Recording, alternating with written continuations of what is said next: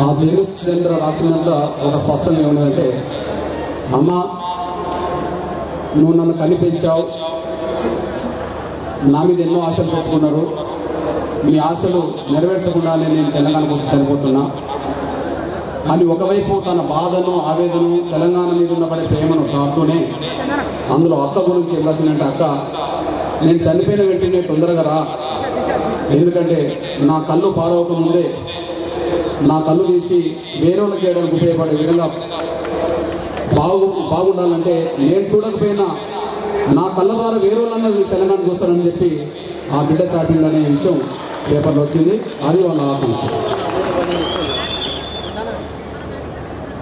రాజేశ్వరి గారు, సూర్యచంద్ర తల్లి గారు, రాజేశ్వరి గారు.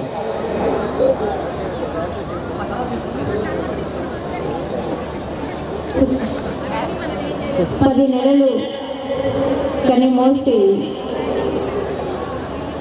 ప్రసవ వేదన పడి బిడ్డకు జన్మనిస్తే రేపు ఆ బిడ్డ నన్ను చూడకపోతాడా, నా కొడుకు నాకు తలగరునే పెట్టకపోతాడా అని ఎదురు చూసేటువంటి తల్లులకు ఇక్కడ ఏం మిగిలింది? కన్నీటి ఆవేదన తప్ప, కళ్ళ నీళ్ళు తప్ప ఇంకేమీ మిగలేదు. ఇంటి దగ్గర భార్య పిల్లలు ఈరోజు కూడాను వెక్కి వెక్కి ఏడుస్తున్నారు. కొడుకా నువ్వెక్కడున్నావు, ఏమైపోయినావు అంటూ ప్రశ్నిస్తున్నారు. కిరణ్ కుమార్ రెడ్డి, ఇంతమంది లక్షల జనం ఈరోజు తెలంగాణ కావాలంటే ఇక్కడికి వచ్చారు. నీకు సిగ్గు లేదా? నీకు శరం లేదా? నువ్వు హైదరాబాద్ పుట్టిన వాడివైతే ఎంత సమయమైతే అంటావు? నిజంగా నువ్వు తెలంగాణకి అయ్యకో అమ్మకో అప్పకో పుట్టిన వాడివైతే నువ్వు తెలంగాణ కోరుకో. ఇది కాదు చేసే రాజకీయం. చిదంబరం చేసినటువంటి వాక్యం మర్చిపోయి ఆ రోజు ఇచ్చిన మా తెలంగాణ డిసెంబర్ 15వ తారీఖున మళ్ళీ మా తెలంగాణ మాకు కావాలి. ఈ రోజు మా బిడ్డ కొడుకు కన్నీటి రాత్రి ఈ కళ్ళు మంకెన పువ్వులై అగ్గి ఉరుకుతున్నాయి. ఈ నిజం కాలేజీ గ్రౌండ్ లో నిప్పులు వస్తున్నది. చిరంజీవిగా మా గ్రామాలకు వచ్చావురా, సామాజిక తెలంగాణ తెస్తాను.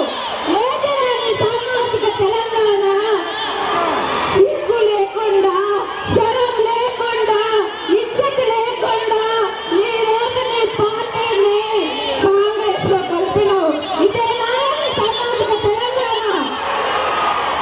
ఒక్కసారి మా మందకృష్ణ మాదిగని చూసి సిగ్గు తెచ్చుకోరా.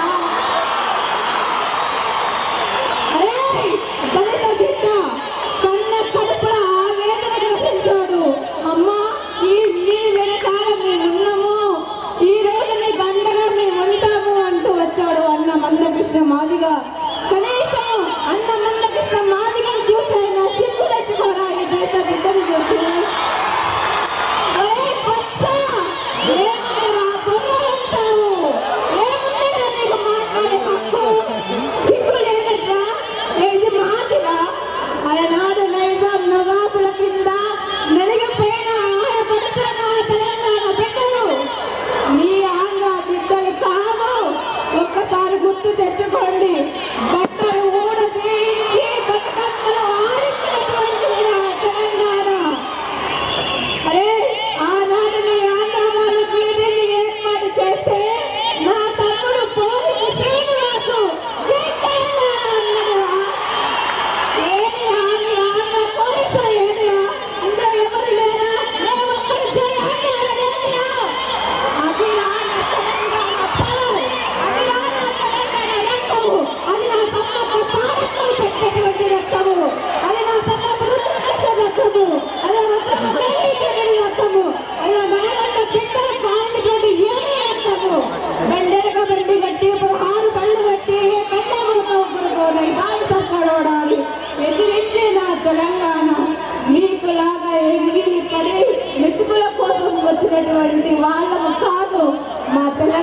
మాకు కావాలంటున్నాము. మా తెలంగాణ మాకు ఇవ్వండి. ఇప్పటికైనా సిగ్గు చేరకుంటే ఒకరి మోచేతి కింద నీళ్ళు మేము ఎందుకు తాగాలి అని మీరు అనుకుంటే మీరు మా తెలంగాణ గురించి ఆలోచించండి. మా తెలంగాణ మాకు మీకెందుకురా? మీరే మా అయ్య ఉంటారా? లేక మా అక్క ఉంటారా? మీరు మా అన్న ఉంటారా? మా పాలడు వారు ఎందుకలా తెలంగాణ ఇవ్వాలంటున్నారు? ఈ రోజు నా కొడుకు చనిపోయి వాడి భార్యను దగ్గరికి తీసుకొని అమ్మ భాగ్య వెళ్ళొస్తారా అని చెప్పేసి వెళ్ళాడు. ఒక ప్రైవేట్ ఛానల్ ద్వారా డ్రైవర్గా వెళ్ళాడు. పోయినాక ఫోన్ చేశాడు. నాన్న ఎక్కడున్నావు అంటే అమ్మ ఇప్పుడే దిగాము అన్నాడు. తర్వాత మళ్ళీ ఫోన్ చేయలేదు. సెకండ్ డే రోజు నాడు చీరాల వెళ్ళాడు. సెకండ్ డే ఫోన్ చేశాడు. అమ్మ మీరంతా బాగున్నారా? బాగున్నాం బిడ్డ, ఎందుకన్నా మాట్లాడుతున్నావు అన్నాను. అమ్మ ఏం లేదు, రాత్రి రెస్టారెంట్లో తెలంగాణ గురించి టాపిక్ వచ్చిందమ్మా. హైదరాబాద్ గురించి మాట వస్తే హైదరాబాద్ మాది సార్, నైజాం నవాబులకు ఎదురొట్టింది మా తెలంగాణ వాళ్ళు అని ఒక చిన్న మాట మాట్లాడానమ్మా. దానికి వాళ్ళు నన్ను నాన్న మాట్లాడుతున్నారమ్మా. ఆ మాటలకు సరిపోవాలనిపిస్తుందమ్మా అన్నాడు. ప్రతి బిడ్డ ఆ జాబ్ లేకుండా పర్వాలేదు ఇంటికి వచ్చేయన్నాను. వాళ్ళకు నియత లేకపోయినా నాకు నియత ఉందమ్మా, నేను మాట ఇచ్చాను, వారం రోజులు పని చేస్తా అన్నాను, వారం రోజుల తర్వాత ఇంటికి వస్తా అన్నాడు కొడుకు.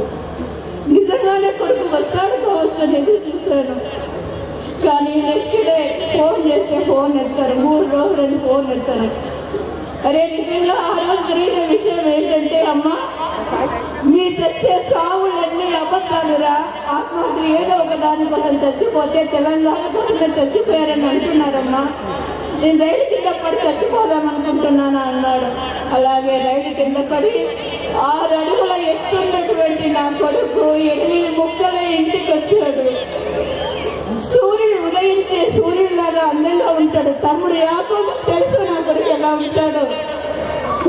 ఇక్కడ నా కళాకారులు చాలా మంది ఉన్నారు. తమ్ముడు యాకోబు, సంజీవ, గిద్ద రామనర్సయ్య, ఎంతో మంది కళాకారులు కన్నా తమ్ముడు సూర్యుడి కంటే అందంగా ఉంటాడు.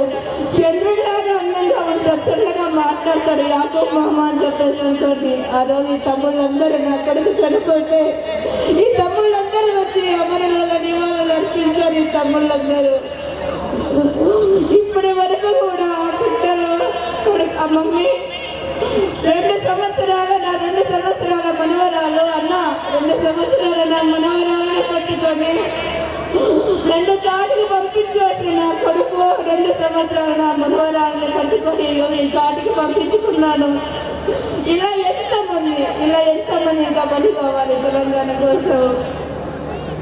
నీ భార్య నీ కోసం ఎక్కెక్కి ఏడబట్టే మా నాన్న వస్తాడని నీ బిడ్డలు చూడబట్టే కొత్త బొమ్మలు తెస్తాడని కొత్త గౌనులు తెస్తాడని వాళ్ళడిగే ప్రశ్నకు నేను కొడుకో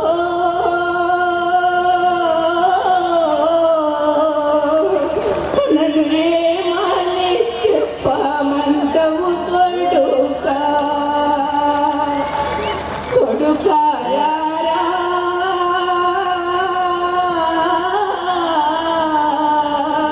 నా తండ్రి రారా.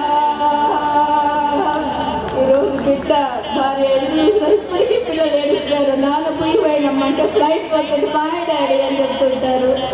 నేను వాళ్ళకి 2 సంవత్సరాలు 6 నెలల పిల్లలు పట్టుకొని పూచే పువ్వులను పట్టుకొని నేను ఇంకా ఎన్ని నాళ్ళు వాళ్ళతో బ్రతకాలి. కొడుకు శివము పక్కనే కల్లి తల్లడిల్లగా కంట నీరు బదులు రక్తం పారిగట్ట కట్టెగా కెవ్వు మన్న కేకలే శ్రీమాంగుల నన్నులా కడుపు కోటగాయలే కేంద్ర పాలిత రాష్ట్రమా కొడుకు శివము పక్కనే తల్లి తల్లడిల్లగా తెలంగాణ తనువులు తగులబడే అస్థితులై అగ్నిహోమానికి కాలుతున్న బొగ్గులై ఆంధ్ర రాష్ట్ర పాలన పాపాలకు నిలబురా ఇదే గౌరవం కిరణ్ కుమార్ పరువట కొడుకు శవము పక్కనే తల్లి తల్లడిల్లగా మా పాలన మాకేనని మా రాష్ట్రం మాదేనని తెలంగాణ హక్కులకై తెగించి కొట్లాడితే లాఠీలా చెప్పలా చెరసాలల బతుకులా ఇదే ప్రతీకారమా ప్రభుత్వ పరిహారమా కొడుకు శవము పక్కనే తల్లి తల్లడిల్లగా